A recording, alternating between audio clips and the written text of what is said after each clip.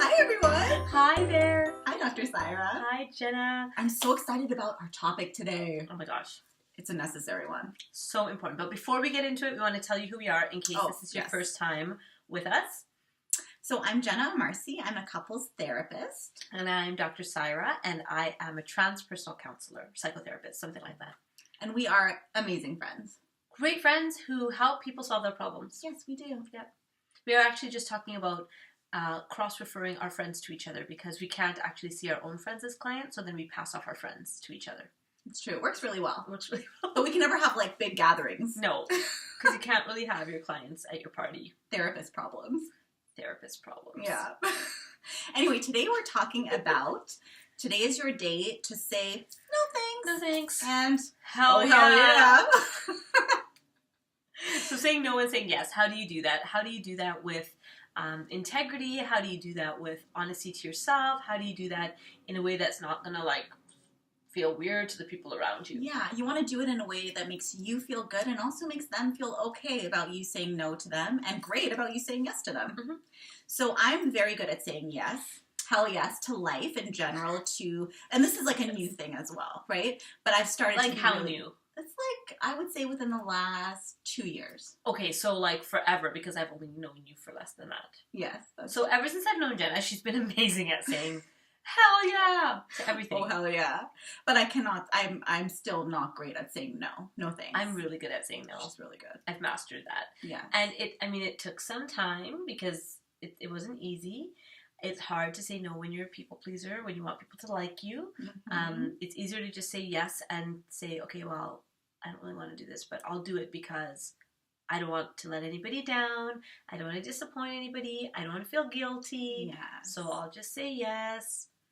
But when you say yes from that space, everything else is about you saying no. So your words might be saying yes, but your body language, your face, everything about you is like, oh, I don't want to do that. Yeah, or like you make a commitment and like it takes you forever to follow through on the commitment because you didn't really want to do it. That's me. Yeah, I'll have the same thing on my to-do list for like months at a time. And I'm like, oh, I know I need to do this. I need to do this. And then something else comes up that I just can't ignore. I mean, a new episode of Castle comes on. I'm like, well, can't ignore that. So I'll just push this till tomorrow. And that's the thing is that when you say yes, but you don't really mean it, it's actually sometimes more harmful than just saying no right up front. Totally, yeah. You're kind of leading the person on and you're doing yourself a disservice and them. Right. And plus it opens you up for them to ask you more things in the future that you're going to want to say no to. And they'll be like, but you always say yes to this, like all of a sudden now. So at some point you have to kind of step up and say, there's certain things that I just really don't love doing. And I'm going to have to say no to them, right? Yes. And I think something that I've definitely been working on, or that I'm going to be working on after this episode, is saying no and not giving an excuse. Oh my gosh. You know, like you don't always have an excuse for why you don't want to do something. Don't. Like, no, I can't make it to your party, and then that's it. That's Usually it. I would stop. Say, Stop. Okay, let me tell you a story. So when I was 13, I was learning about this whole yes and no thing, right? It took me years and years and years to figure out how to say no. When I was 13, I remember a friend of mine had asked me to go to the movies with her.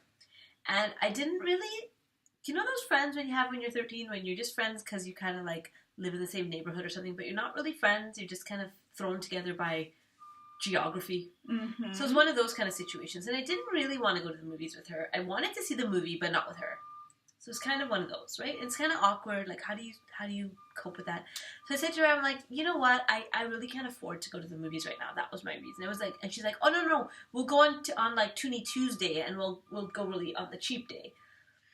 And I was like, well, okay, well there goes my excuse, right? Because like, okay, who's not going to be able to afford $2? So then I said to her, oh well, my brother really wants to see the movie, so I'm going to see it with him. She's like, oh, why don't we both bring our brothers along? Oh, God. So then I said, oh, well, my mom said, like, it's a school night. She's like, oh, no. My mom already talked to your mom.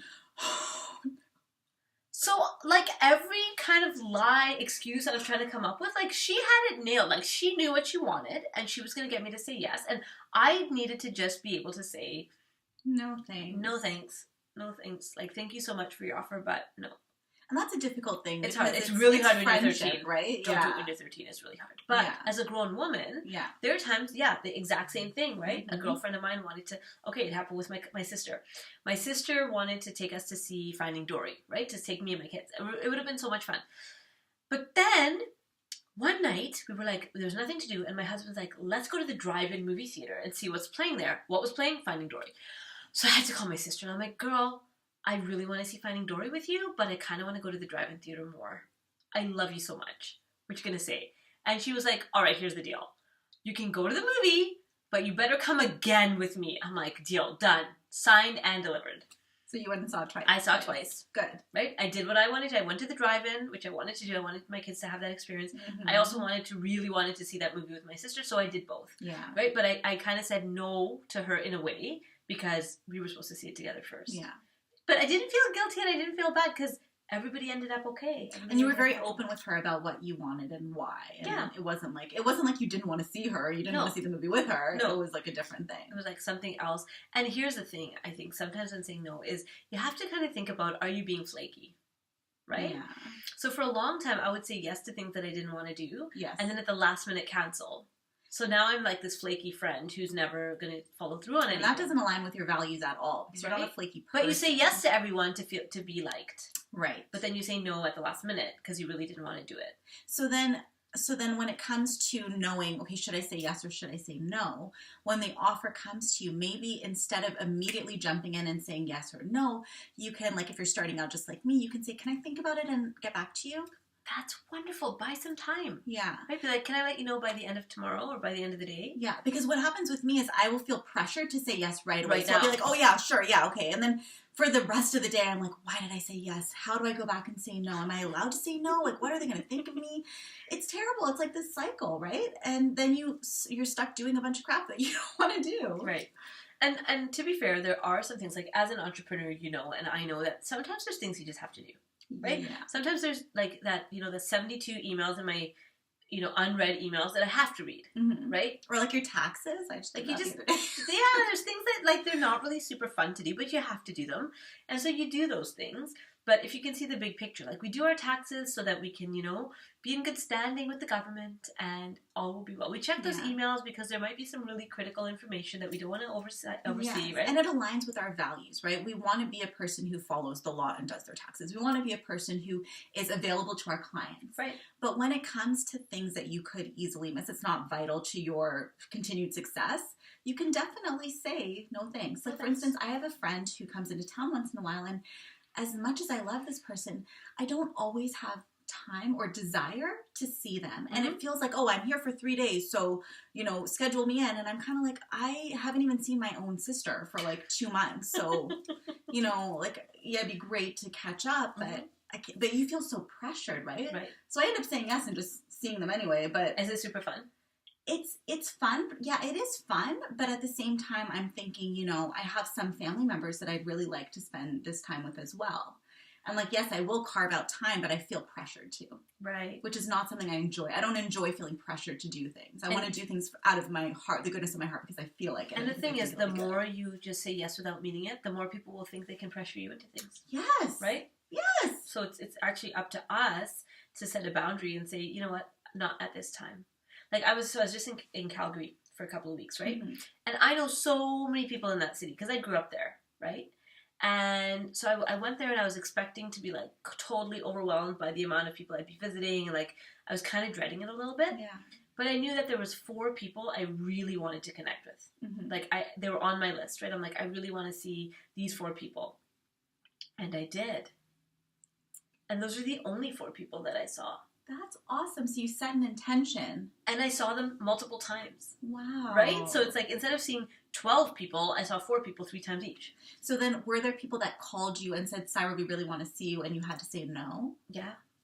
Yeah. How did you do that? It was tough. Like there was a couple of people I said that I said, you know, I'd love to see you too, and I can't fit that in right now. Or there's a couple of people who I actually made plans with, but then at the last minute we had to reschedule them for other things that were going on. So that's kind of unfortunate because I would have really liked to see those people as well. But the other piece of it is this, like, how did I want to spend my time? I was there to spend time with my mom and my sister, right? And to see my brother. And so if I was going to see these like 15 people and have a coffee and have a dinner and have a lunch and have this and have that, that the reason I went there would be forgotten.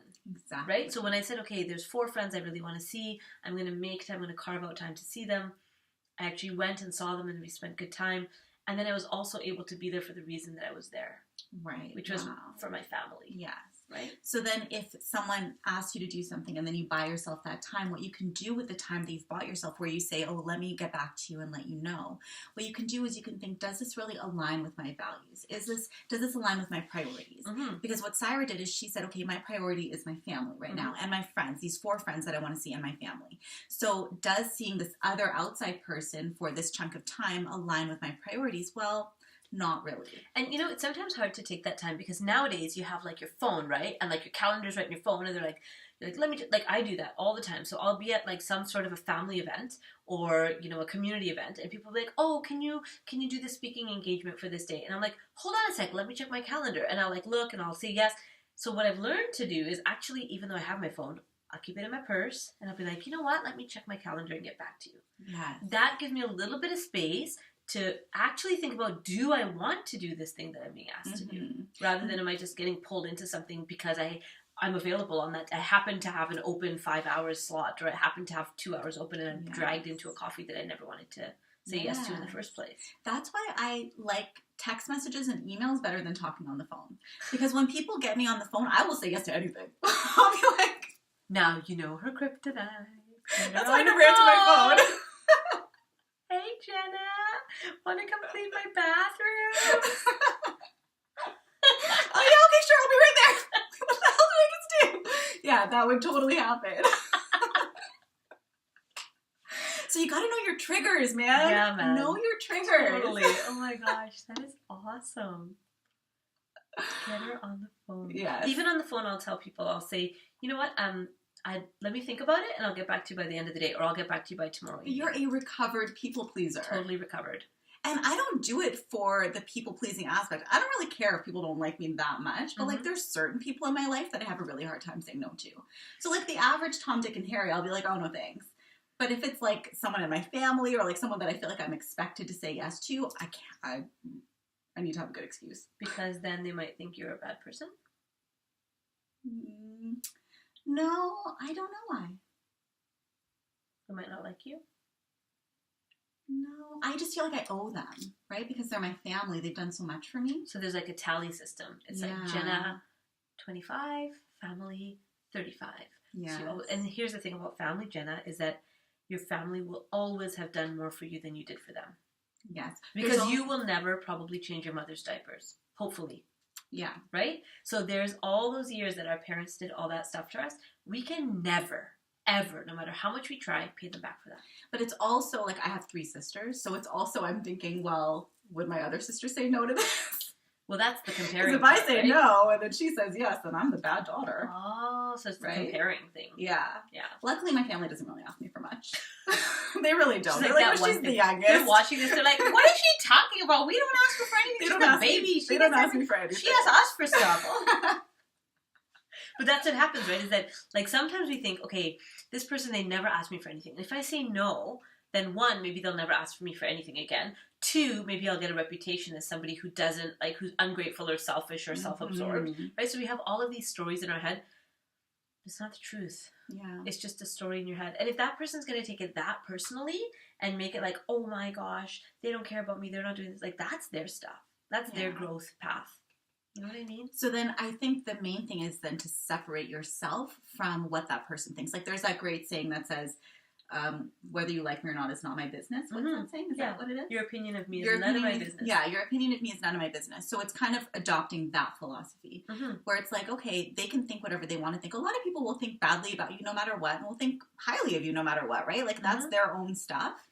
But you don't have to monitor or change your way of being or what you do for them because of what you think that they might think about you. It's easy for us to sit here and talk about it, but both of us have been through the ringer with this, right? Like look at her face. It's true. We've learned it the hard way, right? Like by being everything to everyone or putting up so many walls that nobody ever asked for anything. Like that Ice was Queen, me. the Ice Queen right? And the servant. Here they sit in front of you. Yeah. Right? And neither one is a healthy place to be. I literally moved across the country. Like, they can ask me for anything. I'm in New York, like, whatever. See ya. Not for that reason, but, you know, that's just, like, you do things for reasons that maybe you don't realize. In the back of her mind, she's like, if they can't see me, they can't ask me for anything. No, but it's true. I wouldn't have, it's not even about my family, but I wouldn't have friendships because I felt like they were too much work.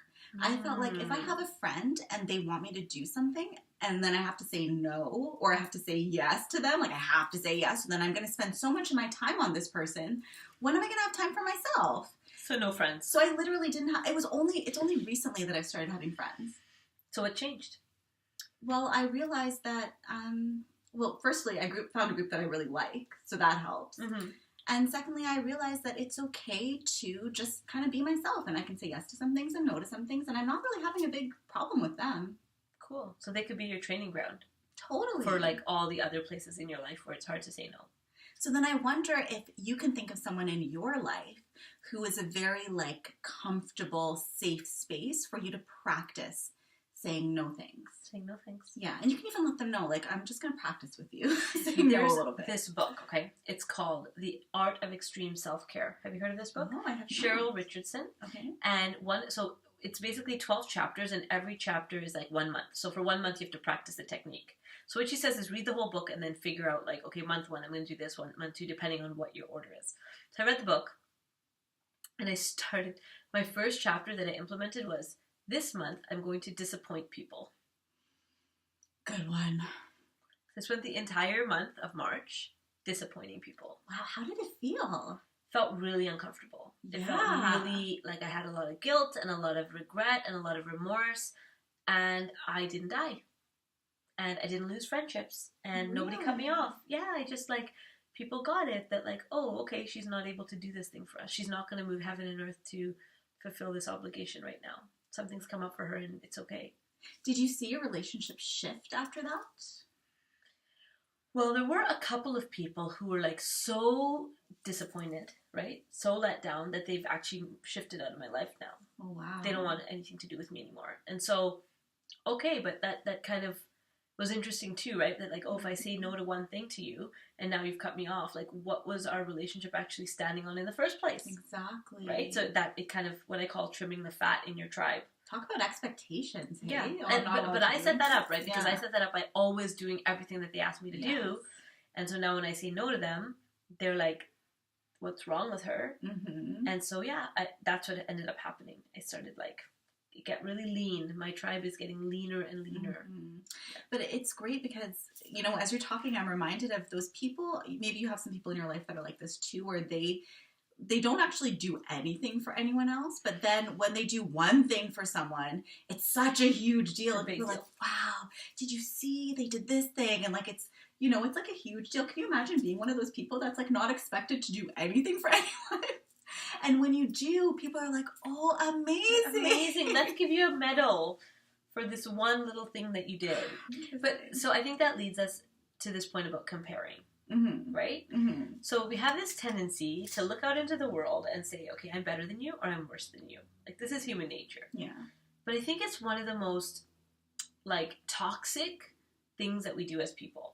Mm-hmm. Because as soon as I look out in the world and say, you're better than me or you're worse than me, all of a sudden now I have something either to take from you or I have something to like, give to you or like, dump on you. And also you're putting your focus then out onto someone else. Like, I feel like when we're focusing so much on someone else, what they have, what they don't have, what they look like, you know, where they're going on vacation, that's all energy that we could be spending on ourselves, doing the things that are going to make us the people that we want to become. Right? So before we started taping, we were talking about Facebook and social media, right? Yeah. And, like, how some people, they sit there and they're, like, flipping through the social media, the different pictures and whatever, and in their mind, it's like, oh my gosh, like, look, this person has this holiday, and this person has this partner, and this person has this family, and I don't have any of that, and, like, poor me. And it's like, people actually get depressed, or they get, like, more depressed and down just from looking at other people's happiness. I think that's really messed up. I understand why it happens, but I also understand that we can view the world in a different way. So if we look at things like The Secret or the Law of Attraction, they talk about you actually want to bless people who have what you want, right? We want to celebrate them. We want to acknowledge them so that we vibrate at that energy and attract that to us. Yeah. If you're feeling jealous, you're not vibrating at nothing. Yeah. You're just like in this like black hole of like poor me and not actually attracting to you what you deserve too. Yeah. So then if you're thinking about, like, let's say someone went on this amazing vacation and you see all their pictures on Facebook and you're like, in your heart and in your mind, you're like, oh, like, I never go on vacations. Why does this person get to do everything? You know, they probably don't even deserve it. Like, whatever else you're thinking. So you know that feeling really well, I'm assuming. Now... Not our viewers. They're much more, evolved than that. So if you think about looking at that same person's pictures and then you think to yourself, wow, this person went on such an amazing vacation. What would it be like if I could go on that vacation? You know, I bet I could go on a vacation like that.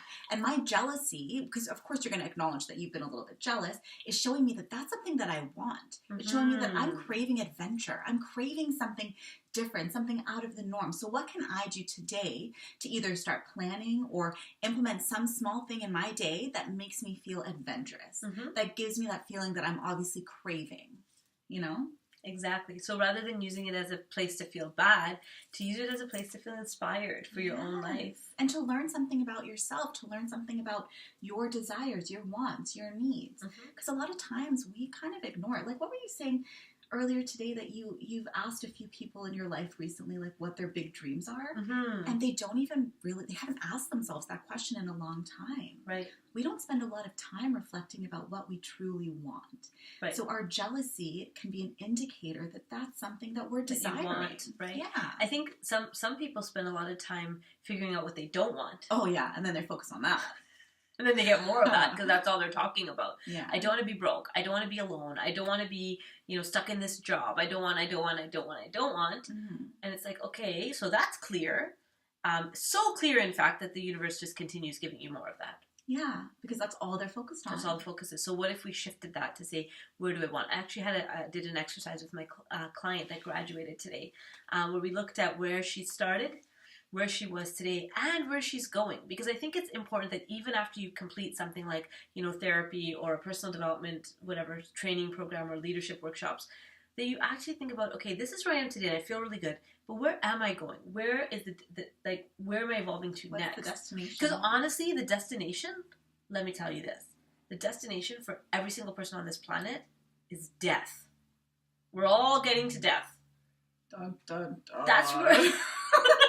That's the destination. So on our way there, we better be evolving, right? We better be getting better. We better be That was a truth bite.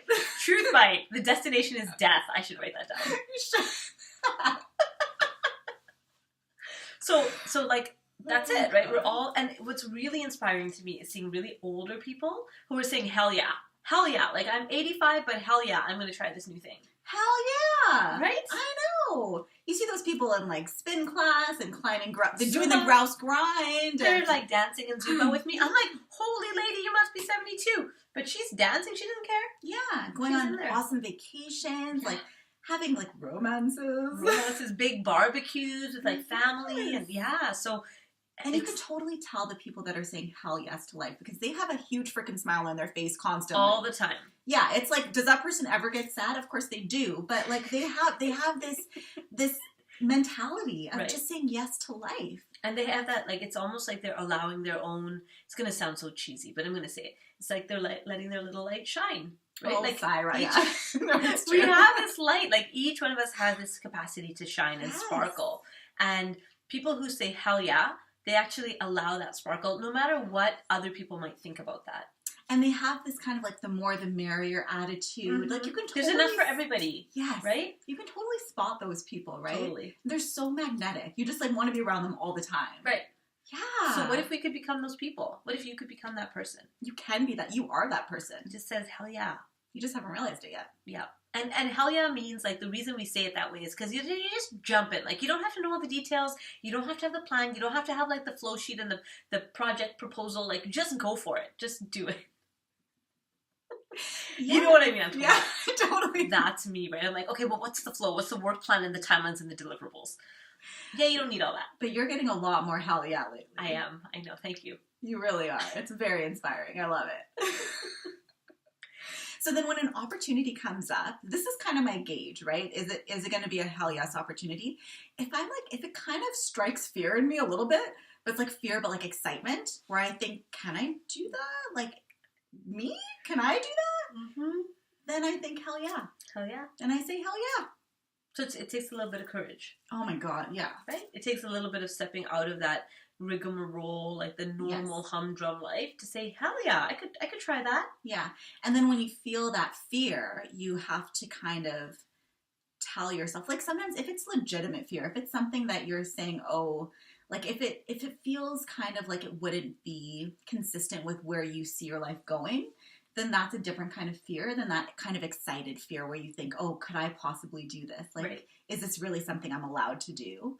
They're two very different feelings. Different. And the way that you know the difference is that you have to get in touch with that inner knowing, right? That compass that directs you. So whether it's to say no or to say yes, it's about checking in here. Not about what are other people going to think, how am I going to be perceived, will I ever be asked again for this opportunity? It's like, no, check inside.